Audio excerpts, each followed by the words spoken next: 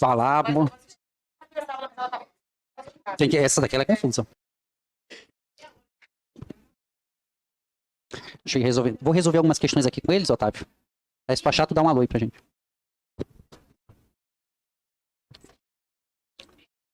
Isso, manda. Aí tem como eu ir resolvendo enquanto ela manda pra ir?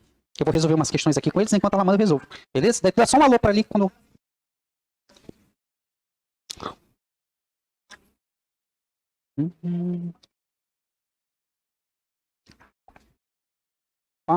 Pessoal, vamos fazer algumas questões? Eu trouxe algumas questões bônus para vocês. Olhem só. Para a gente daqui a pouco começar a discutir ainda alguns problemas relacionados à atualidade.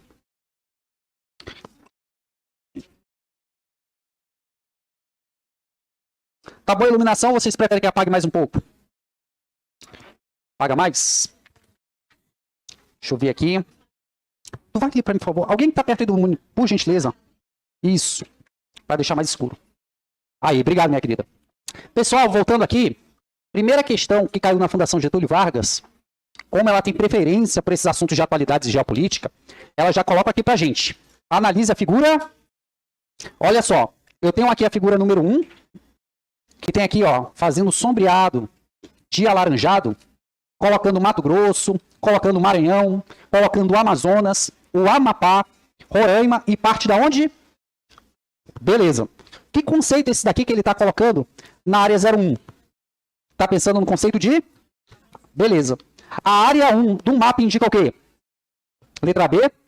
Amazônia é legal. Vira aí tranquilamente. Isso daqui que ele acabou de demonstrar na área 01. Na área 01, isso daqui é uma região do Brasil? Sim ou não? Isso daqui é um conceito geopolítico. Então, questão número 1 da FGV, letra B, conceito de Amazônia legal. Beleza. Vamos lá. Questão aqui só para a gente relembrar. Essa questão da mineração aqui em Rondônia, dado que a gente fez referência. Sai com a na finada FUNCAB. Era muito boa essa prova, sim ou não? Vamos lá. A partir de meados do século XX, com a descoberta da grande jazida de minério, contingentes de imigrantes, principalmente nordestinos, chegaram para trabalhar na sua extração, ainda rudimentar. Esse minério, que foi o primeiro a ter peso significativo para a economia regional, chama-se o quê? Na prova pode aparecer com o nome de minério de estanho. Então, segunda também, letra A. Pensou em minério, vai aparecer o quê? Cassiterita. Agora um detalhe, professor, e o diamante em Rondônia? Oficialmente, nós não temos economia diamantífera. O estado de Rondônia ele é proibido de extrair diamante das suas reservas. Porque nós assinamos no consenso de Washington, nos auto-proibindo de extrair diamante. Por quê? Eu não sei. Agora, criaram a reserva e depois disso. Muito esquisito o Brasil ter feito isso na época, mas o Brasil tem. E a gente aqui assinou afirmando que nós não iremos o quê? Extrair o diamante. Tá lá no consenso de Washington. Questão 3 da Sebrasp. Questão da Sebrasp. Dê uma olhada nela aí, vou dar um minuto para vocês. Questão de atualidade.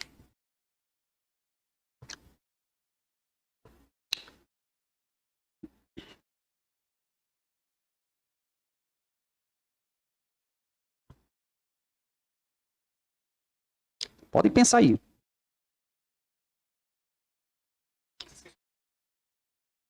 Essas daqui eu trouxe só de bônus. As daqui da aula já estão aí. Mas quem quiser qualquer coisa eu envio. Deixo para a menina enviar para vocês. Vocês querem? Beleza. Eu vou trazer também nas aulas de resolução, que a gente vai ter uma aula só para resolução de exercício, dia 7.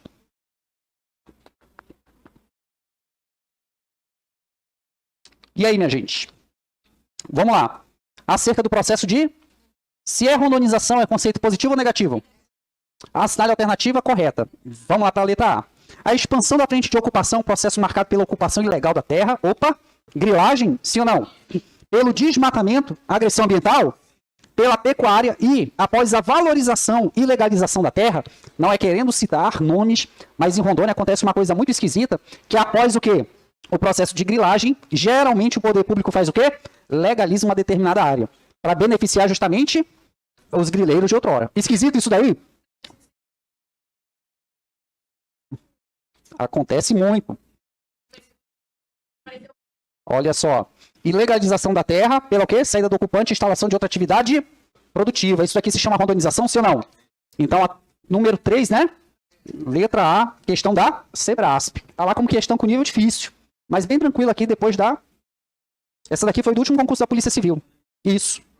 22, eu acho. 22, Polícia Civil.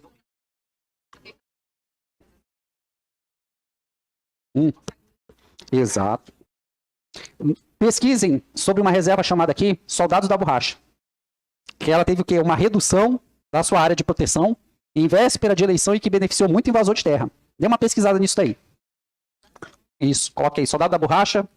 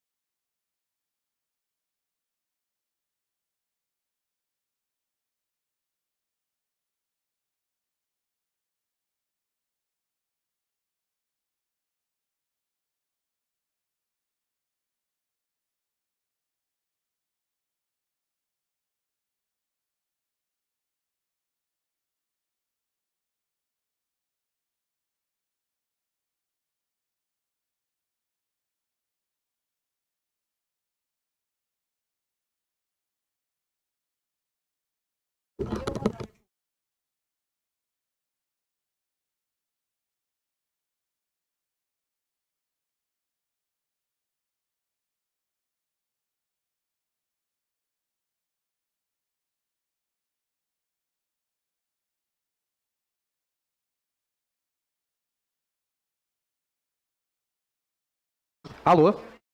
Tá pegando agora? Agora tem a pilha. Vamos lá. Deixa eu colocar aqui.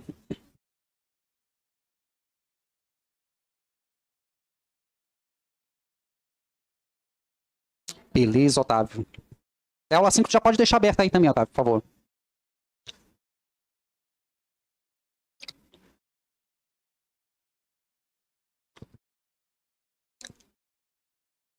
Aí. Valeu, Otávio. Obrigadão aí.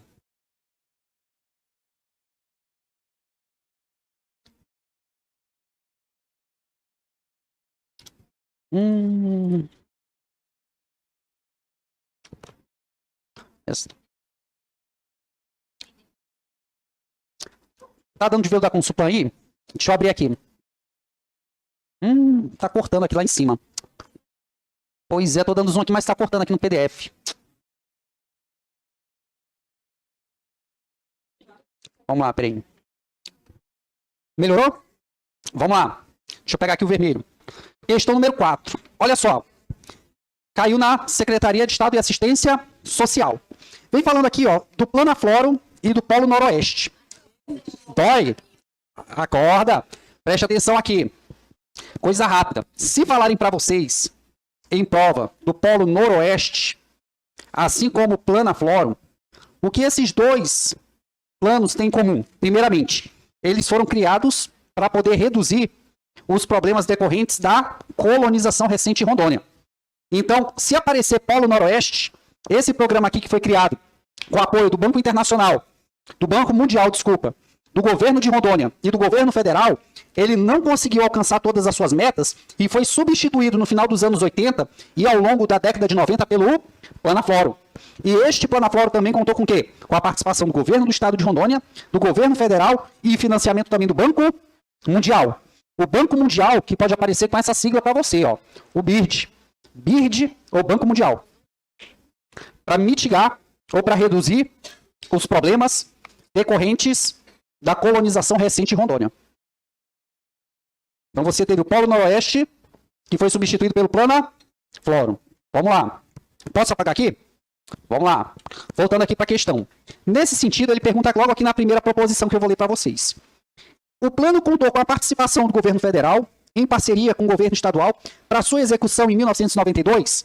Quem é que rodou durante toda a década de 90, substituindo o Polo Noroeste? Beleza, então essa primeira é verdadeira ou falsa? Verdadeira.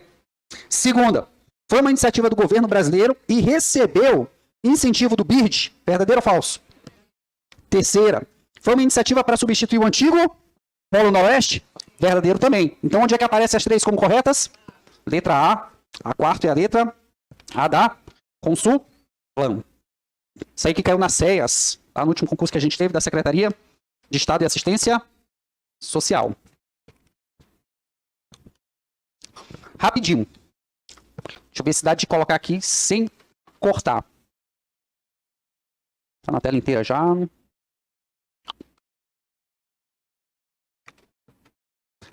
Tá dando para enxergar não, né? Ó, primeiramente, ele vai falar do quê? Para colocar aqui a Sudam dentro dessas lacunas que aparecem aqui. Se é Sudam, eu estou falando em órgão que está representando o quê? Beleza, onde é que aparece incentivo fiscal? Na segunda lacuna. Então, na segunda lacuna aqui, ó, eu já sei que eu vou ter a... Beleza. Programa de Integração Nacional, PIC e o Polo Noroeste. Desculpa, o Projeto Integrado de Colonização. Se é projeto integrado de colonização, tem aqui, ó, induzir a alocação de colonos do Centro-Sul. Então vai ser aqui. Peraí, a Sudam é 1, né? Beleza. Sudam é 1, então vai ser a 3 e a... De cara já aparece pra gente aqui, ó, só a letra D. Beleza. Depois essas questões bônus aí vão pra vocês. Posso ir pro outro slide? Vamos lá. Deixa eu colocar aqui.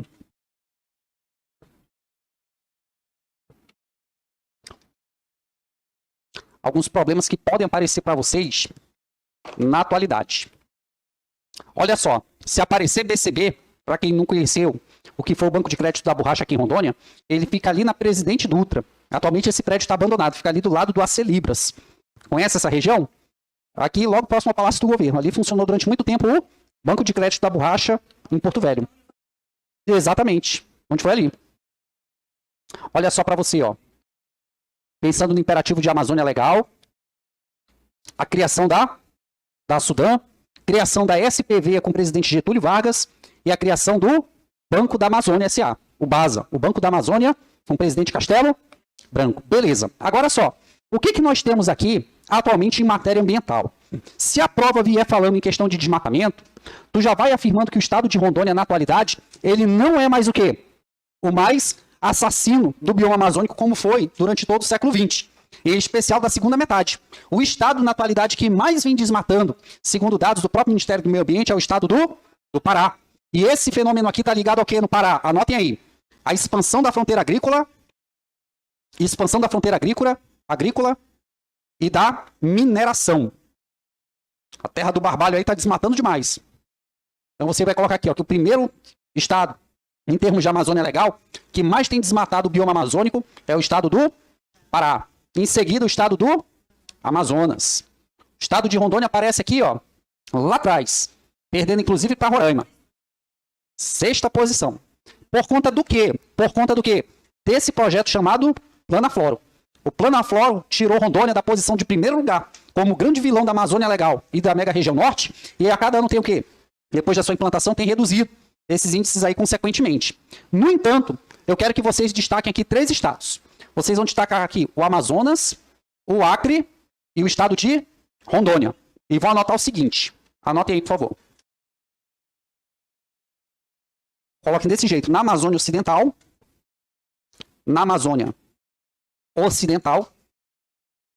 os estados que mais têm desmatado o bioma amazônico, na Amazônia Ocidental, pertencem a macro. Como assim, professor? Que mais tem desmatado na Amazônia Ocidental, pertencem a macro. Tá? Na Amazônia Ocidental, os estados que mais têm desmatado são pertencentes a macro. A macro. O que é a macro? Deixa eu colocar para ti aqui. Amazonas, Acre e o estado de... Todos esses estados aqui, preste atenção, pertencem a qual conceito da Amazônia Legal? Da Amazônia Ocidental. Então, quem são os vilões na Amazônia Ocidental do desmatamento? Amazonas, Acre e Rondônia. Qual é o principal fator para que esses estados devastem tanto o bioma amazônico? Daí tu vai colocar bem grande. Primeiro fator, expansão da fronteira agrícola. Coloca bem grande isso daí. Expansão da fronteira agrícola. Principalmente aonde? Tu coloca bem grande, ó, principalmente no sul da unidade federativa do Amazonas. É o sul do Amazonas hoje o grande foco do desmatamento na Amazônia Ocidental, tá? Então, se eu estou falando da Amazônia como um todo, olhem para cá para mim, por favor. Se eu estou falando da Amazônia como um todo, quem é o grande vilão? Beleza. Se eu estou falando de Amazônia Ocidental somente, quem é o grande vilão? Amazonas. Então, ó, da região da Amazônia Ocidental, em primeiro lugar, ocupando o estado que mais tem devastado o bioma amazônico, é o estado do Amazonas, que pertence, inclusive, a essa sigla, que na prova vai ser sempre negativa, que é a região da AMACRO, que tem devastado muito por conta do quê? Da expansão da fronteira agrícola, principalmente no sul do Amazonas. Perfeito? Então tem aqui para você, ó, na Amazônia como um todo, Pará. Mas olha como pode vir a pergunta. Eu posso afirmar que na Amazônia, o estado que mais tem devastado o bioma amazônico pertence à Amazônia Oriental? Verdadeiro ou falso? Verdadeiro. Porque o estado do Pará pertence a qual Amazônia? Amazônia Oriental. Porque é estado do delta do Amazonas. Do delta amazônico. Então, o estado que mais devasta é do delta amazônico, não é do vale amazônico. No entanto, se eu dividir essa Amazônia em duas, olha só, se eu dividir essa Amazônia em duas, o estado que mais tem devastado na porção que ocidental é o estado do Amazonas. Tá? E em conjunto com esses três aqui, são os três terrores da Amazônia Ocidental, Amazonas, Acre e Rondônia. Em Rondônia, por conta do quê? Coloque aí para você. Pela proximidade da hidrovia do Madeira. Pela proximidade com a hidrovia do Madeira. Então, quem estiver devastando para produzir soja, por exemplo, no sul do Amazonas, já sabe que vai conseguir escoar, por quê? Porque em Porto Velho a gente tem ligação com a hidrovia do Madeira. Perfeito? Então, para você aí, ó, essas questões relacionadas ao desmatamento. Se aparecer também alguma atualidade em relação a essas questões ambientais, vocês vão colocar, inclusive, a questão do saneamento básico na Amazônia. Regra geral, a região do Brasil que mais sofre com problemas de saneamento é a região amazônica. E aqui a gente tem, inclusive, vou colocar para vocês aqui, ó, alguns que aparecem no ranking, dentro aqui daquilo que a gente chama de saneamento básico na Amazônia. Olha só onde aparece aí, ó, Porto Velho. 10 piores cidades no ranking do saneamento básico. Olha só onde está Porto Velho. Número 1 do ranking. Número 1 do ranking. O que isso daqui significa? Significa a falta de acesso ao quê? A água tratada e a coleta e tratamento de esgoto. Oi? O Léo Moraes aí vai ter um desafio grande. Mas, na verdade, essa responsabilidade do saneamento ainda em Porto Velho, ela é da CAERD. É do governo do estado de Rondônia. Eu não entendo por que o município até hoje, deve ser um complô muito forte, não consegue tirar essa função da CAERD. Porque Cacoal já tem autarquia que cuida do saneamento básico. Outros municípios de Rondônia possuem autarquia que cuidam do saneamento. Aqui a CAERD fincou o quê? Fincou as garras, não entrega água praticamente para a cidade quase toda. É pouca parte de Porto Velho que tem entrega de água e praticamente não tem nada de coleta de esgoto. Tá bom? Depois que faz o asfalto. E... tem aí. Então, para você aí, Porto Velho, ó, tá dentro desse contexto aqui de falta de saneamento básico. Outro problema que tem assolado Porto Velho, não a cidade de Porto Velho em específico, mas o município de Porto Velho é em relação a doenças, anote aí, ó, em relação às doenças tropicais negligenciadas, as DTNs, tá? Em relação às DTNs, doenças tropicais negligenciadas, que são doenças reinantes de uma determinada região e que poderiam ter seus efeitos reduzidos com políticas públicas, com ações de saúde. Quando a gente está falando em doenças tropicais negligenciadas, grande maioria é por conta do quê? De falta de saneamento básico. Mas tem uma doença em específico que pode aparecer para você, que é uma peculiaridade da Amazônia. Anote o nome dessa doença aí. A hanseníase. A hanseníase é o mal de Hansen. A hanseníase que pode aparecer para você, que tem assolado o município de Porto Velho, principalmente na região do quê? Do Baixo Madeira, por conta do consumo da carne de alguns animais silvestres. Então, por exemplo, o consumo do tatu, que é muito comum aqui na região, tem colaborado muito para a disseminação dessa doença, que é a hanseníase. Então, além da região ser naturalmente um polo de doenças tropicais negligenciadas, você tem alguns costumes amazônicos que contribuem para quê? Para o aparecimento ou disseminação de doenças. Então, se aparecer hanseníase para você no estado de Rondônia, ou dando destaque para o município de Porto Velho, você vai pensar no consumo de determinados animais. E animais contaminados pelo carrapato. Eles são contaminados pelo carrapato e o ser humano faz o quê? Vai lá e come o tatu. Tá? Então, se você gosta de ficar comendo tatu, come cuidado, que você pode ficar leproso. Também. Mas tem a ver, inclusive, com a contaminação do carrapato. Tá? O carrapato que infecta certos tipos de animais silvestres, entre eles o tatu. O povo aqui gosta muito de consumir essa carne. Então, se você é que gosta de comer tatu, cuidado, você pode pegar hanseníase. Outra doença tropical negligenciada que tem piorado muito aqui na região é a questão da malária. Essa daqui agarrou na região e até hoje é um problema. Tem ano que tem até piorado. Segundo o Ministério da Saúde, uma das causas é essa. Anote aí. A municipalização do combate à malária. A municipalização do combate à malária. Quem é mais antigo que nem eu, vai lembrar do quê? Da antiga SUCAM, que combatia as endemias. E combatia as endemias a nível federal. Nesse tempo aqui da SUCAM, a extinta SUCAM, que depois virou Fundação Nacional de Saúde e que hoje também foi extinta, era federalizada no combate à malária e dengue. Malária, dengue e febre amarela. Depois que passou para a responsabilidade dos municípios, esse quadro da malária e da dengue o quê? Pioraram significativamente. Passava com fumacê, chegava, quem lembra, por exemplo, chegava em casa com aquelas bombas prateadas na costa, senhora, afasta o cachorro, o gato, o menino, que agora a gente vai passar veneno na casa. Sim. Isso. E anote um problema relacionado à SUCAM. Esse veneno era eficiente, mas levou muita gente pro buraco. Era o DDT. Lembra do DDT? Esse daí tem gente até hoje que está querendo receber indenização do governo federal por ter trabalhado com isso. O DDT, que hoje é proibido. E aplicava de rodo isso aí no combate ao quê? As doenças tropicais negligenciadas. Então, uma das causas do aumento da malária e da dengue, segundo o próprio Ministério da Saúde, é a ineficiência dos municípios ao combate dessas doenças. Ou, entre outras palavras, a ideia de municipalização do combate, principalmente da malária e da dengue. Tranquilo até aí? Vamos lá.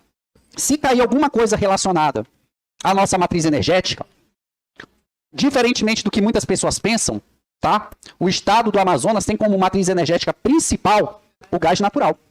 O gás natural. A nossa principal matriz energética, você vai anotar aqui, ó, é de natureza hídrica.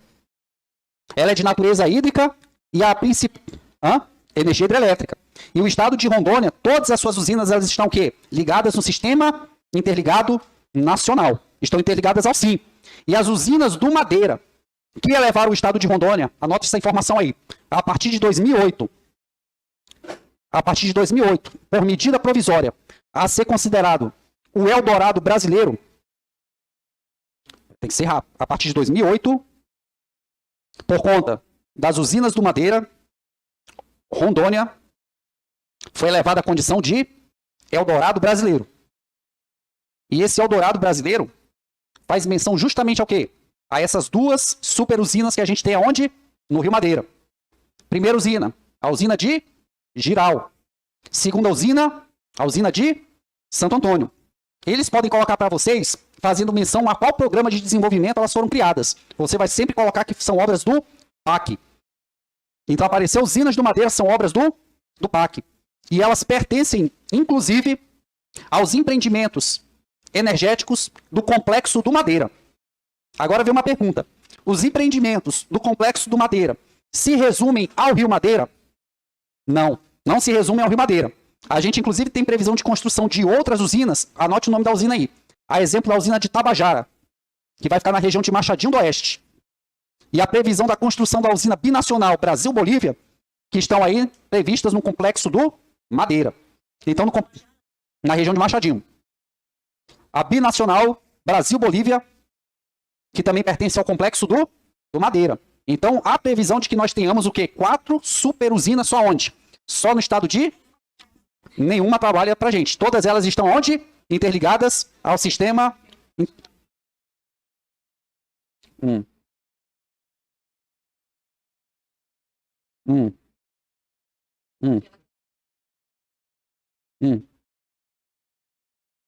São obras do PAC. A ampliação de saneamento básico aqui é obra do PAC que está acontecendo.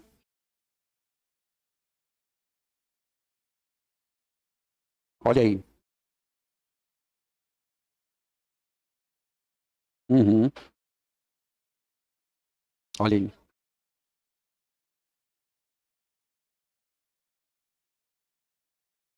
Sim.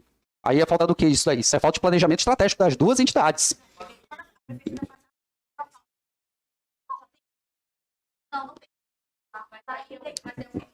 Beleza. A, bi... a binacional Brasil-Bolívia na região de Guajará-Mirim. Mamoré, Guajará-Mirim. Pode ligar, tá? Tá precisando ligar? Beleza? Melhorou aí? Vamos lá. Então, todas essas usinas, se eventualmente aparecerem na prova, são usinas do complexo do Madeira. Então, não se resume ao quê? Ao Rio Madeira. Outro detalhe, se aparecer essa usina na prova para você, esse aqui era o projeto original, na verdade. Tá? Dentro desses empreendimentos do complexo do Madeira, a usina de Giral, que hoje se chama usina de Giral, no projeto original ela ficaria onde? Em Giral. No entanto, por conta de reclamação do governo boliviano, alegando risco de alagação e problemas hídricos, a usina hidrelétrica de Giral, ela foi construída onde? Na região da Ilha do Padre, que pertence à região do Caldeirão do Inferno.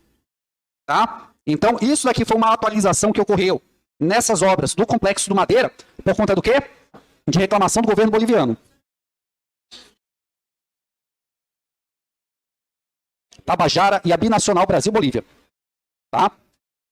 Porque vai ser do Brasil e da Bolívia. Exatamente. A gente vai fazer consorciado com eles. Se você tem dinheiro dando sopa, na região de Nova Mamoré até Guajará-Mirim, compre lote nessa região. Porque se esse projeto for para frente, essa região vai valorizar demais. E se você tiver dinheiro também, invista onde? No sul do Amazonas. É para ali que vai correr o dinheiro por conta da expansão da fronteira agrícola. Então você tem aí R$500 mil, R$1 milhão dando sopa. É. Professor, só quer passar no concurso para pegar 40 pau aí para dar entrada numa casa. Ah, não dá de fazer esse tipo de investimento ainda não. Sim, exatamente. Então o que você vai comprar? Vai comprar agora a preço de banana para vender caro depois. É isso que eu faria. Hã? Olha só. Outro problema que tem assolado aqui a região, nesses últimos anos, de forma espantosa, é a questão da seca da Amazônia. E essa seca da Amazônia, ela tem implicação direta com a restauração dessa rodovia aqui, ó, da BR-319, que ela é conhecida também como rodovia, anote aí, rodovia Senador Álvaro Maia, ou conhecida também como rodovia da Suframa, que é a rodovia Manaus-Porto Velho. Essa rodovia aqui, conhecida como rodovia da Suframa, ela está sendo restaurada na atualidade, porque já se presume que estas secas na região que a gente tem visto se tornarão cada vez mais intensas. Exatamente, que o pessoal tem colocado inclusive blocos para poder vencer o lamaçal. Tá? Então aqui, rodovia da Suframa é a BR-319, que é a BR Manaus-Porto Velho. Pode falar. Não só por conta da cheia, mas porque Manaus não pode ficar o quê? Presa por conta da falta de hidrovia. Para você ter uma ideia, ano passado o Rio Madeira chegou à cota de 25 centímetros da lâmina d'água. Não passava nada. O rio praticamente morreu. Então, para evitar que Manaus, principalmente, fique isolada, o seu polo industrial fique isolado, o governo atual, que era terminantemente contra a restauração dessa rodovia, mordeu a língua e fez o quê?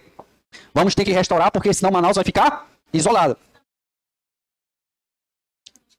Ficou isolada, só dava para avião. Exatamente. Então aqui a rodovia da Suframa, ela está sendo restaurada, mas ela está sendo restaurada por conta do quê? Principalmente porque o futuro está se desenhando como terrível. Previsão de secas recorrentes na Amazônia. Tá? Isso daqui é um dos problemas aí que a gente vai enfrentar daqui no futuro. Tem a previsão que eles se tornem cada vez mais intensos. Gostei da pergunta. Por que não reformaram a rodovia antes? Com medo do processo de rondonização. Principalmente o governo do PT sustentava a ideia de que essa rodovia sendo restaurada, ela seria uma extensão da BR-364. Seria o quê? Representaria uma devastação muito grande no sul do Amazonas. Representaria uma criação muito intensa de lotes agrícolas e posteriormente urbanos no sul da Amazônia. Então, com medo de acontecer o mesmo que aconteceu com a BR-364, principalmente a ministra Marina Silva se opôs de forma muito grave à restauração dessa rodovia, que era a rodovia da Suframa, que é a rodovia que foi criada para a ditadura para atender o polo industrial de Manaus. Sempre reclamam, porque ela foi o que? Foi destruída também de propósito. Tá? Foi destruída, sobretudo, para poder privilegiar o setor de balsas de alguns políticos amazonenses, que eu não vou citar o nome. Vocês são... esse daí tinha bala na agulha, tá? Esse daí, meu amigo, tinha muita força. Para segurar uma restauração dessa daí durante muito tempo, pode ver, ele morreu, a restauração aí tá acontecendo. Pra você ver o quanto ele tinha de força aí no estado do Amazonas, na região norte como um todo. Então, por que durante muito tempo essa rodovia não foi restaurada? Por conta do risco da devastação ambiental. Ou de acontecer no sul do Amazonas, o mesmo que aconteceu em Rondônia, na segunda metade do século XX. Compreendemos aí? Vamos lá. Vamos lá que o nosso tempo aqui está curto e eu só vou ter mais uma aula com vocês. Exatamente. Aí termina e a gente vai para a resolução de exercício. Outro problema que tem aqui com a rodovia Senador Álvaro Maia é que caso ela consiga ser restaurada, ela vai favorecer demais, pelo que a gente tem observado, o narcotráfico internacional. E não apenas o narcotráfico internacional, mas, sobretudo, duas facções de peso na mega-região norte. Uma delas é da região norte genuína, que tem dominado o estado do Amazonas e que tem dominado a rota da pasta base de cocaína com a Colômbia, que é a família do norte, que tem dominado o quê? O estado do Amazonas. Essa daqui é violenta demais e que também já tem atuado em Rondônia. Tá? Além da FDN, que tem atuado em Rondônia, você tem uma que é do Rio de Janeiro, mas que atualmente tem dominado o estado de Rondônia, que é o Comando Vermelho. Então aqui corre o risco da gente, ao mesmo tempo, de interligar os maiores polos de pasta base de cocaína do mundo, no caso aqui é Rondônia, que faz fronteira Brasil-Bolívia, o estado de Rondônia que nos aproxima da Bolívia. Se essa rodovia ela for restaurada, a gente vai inclusive interligar a Colômbia, a nossa fronteira boliviana.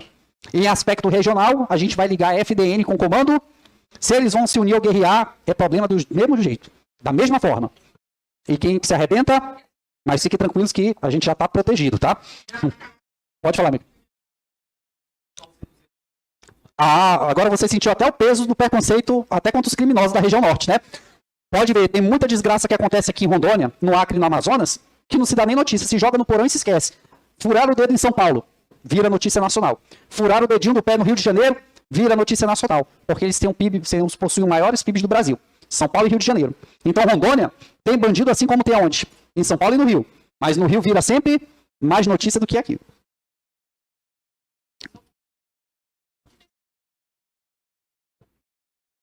É muito, é muito. Agora, por que, professor? Esse fenômeno das facções da Amazônia. Anote outra implicação disso daqui. Como a bandidagem não dorme no ponto, a gente dorme, mas bandido não dorme no ponto, eles descobriram, inclusive, que é possível ganhar dinheiro com a mineração. E esse fenômeno das facções aliadas à mineração, principalmente do ouro, deu origem ao narco-garimpo.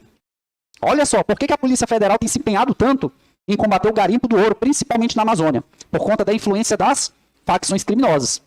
Eu já vi muito garimpeiro, inclusive, falar, poxa, mas eu não sou bandido. Eu só quero trabalhar honestamente. Por que a Polícia Federal está jogando tanta bomba em cima da gente? Não é por conta do garimpeiro em si e não é somente por conta da questão ambiental. É por conta do quê? Da influência das facções criminosas atuando na Amazônia. Para lavar dinheiro. Agora eu pergunto para vocês, o que tem a ver o envolvimento dessas facções criminosas e dessas fronteiras com o narco-garimpo? Ou com a atividade do garimpo? Não. Vamos lá ver se vocês conseguem pegar a charada. Cai uma questão dessa na PRF. Vamos lá, vou repetir. Qual a relação dessas facções criminosas, dessas fronteiras com a atividade de mineração na Amazônia? Por que de repente a gente descobriu que as facções estão até o talo envolvidas no narco-garimpo? Vamos lá, deixa eu colocar para vocês, anotem isso. Hoje em dia não existe mais carreira solo no crime. O crime hoje ele é consorciado. É por isso que cada estado tem o seu GAECO dentro do seu Ministério Público, que é o Grupo de Repressão ao Crime Organizado. Dentro do Ministério Público, e as delegacias de polícia civis têm o quê? As suas DRACOS. Delegacia de Repressão ao Crime Organizado. Por quê? Porque o crime hoje, ele é organizado, ele é consorciado. Eu não posso mais, imaginemos, sei lá, peguei 200 mil reais, quero virar um mega traficante rondoniense. Eu não posso mais, sozinho, ir até a Bolívia, negociar entorpecente e vender aqui em Rondônia. Uma parte vai ser para quem? Para a facção que domina essa região aqui. Então, o que acontece? Como eles dominam as rotas do descaminho, do contrabando e do narcotráfico, o mercúrio que é proibido no Brasil, o metilmercúrio, que se utiliza no garimpo do ouro, só vem para o Brasil por meio do quê? Das rotas do tráfico de drogas. Então, eles dominando até a entrada e saída do metilmercúrio, eles dominam também o quê? A atividade do garimpo ilegal. O metilmercúrio é proibido. É utilizado no garimpo. Metilmercúrio. Tá 5 mil? Caramba, meu amigo. O que eu tô fazendo dando aula, hein? Vamos lá. Ah, não. A gente brinca assim, meu amigo. Mas para ser garimpeiro tem que ter peito, tá?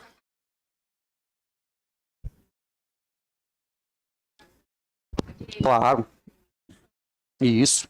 Anote outro fenômeno aí.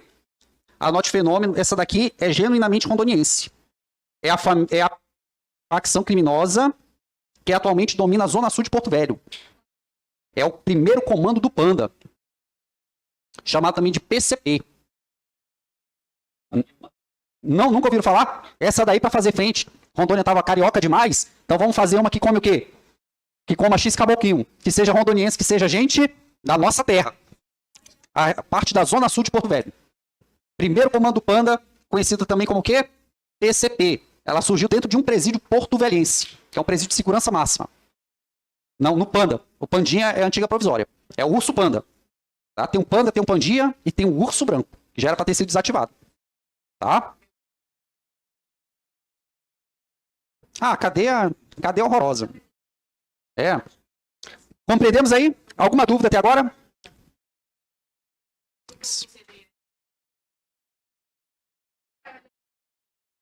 Uhum.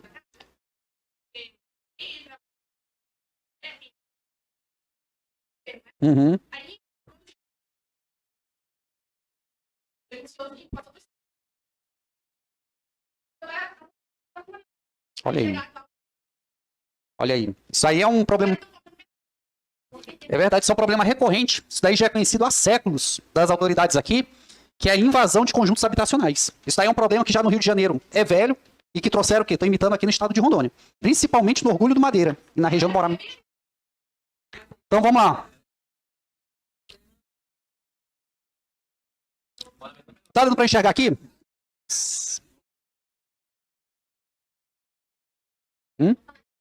O pessoal gosta de falar de facção, né?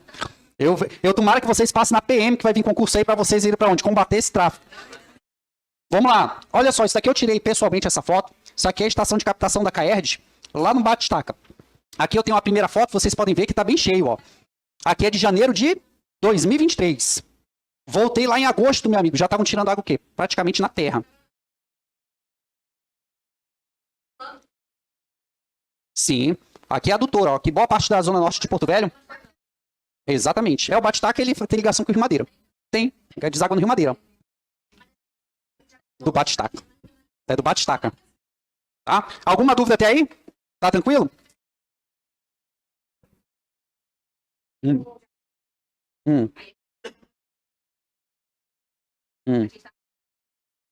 Olha aí, ó. Olha o problema. Olha aqui o mapa. Já que vocês gostam de falar de facção, olha aqui a região problemática.